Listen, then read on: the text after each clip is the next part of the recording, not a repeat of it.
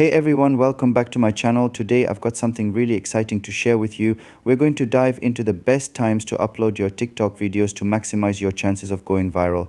And timing is everything, and I've done some research to find out when you should hit that upload button for the best results. So sit back, relax, and let's get into it. Alright, first things first, open your TikTok app and tap on those three lines at the top right corner.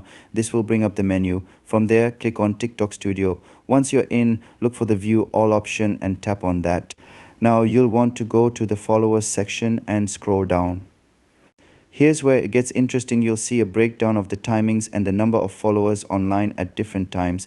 This info is super handy because it shows you exactly when most of your followers are active. So by posting during these peak times, you can maximize your chances of getting more views and going viral. So that's the easiest way to check the best times to upload your videos. By following these steps, you'll know exactly when to post to reach the most followers. This way you can maximize your chances of getting more views and potentially going viral. Thanks for sticking around everyone. I hope you found these tips helpful. Now you know the best times to upload your TikTok videos to get the most views. If you try this out, let me know how it works for you in the comments below.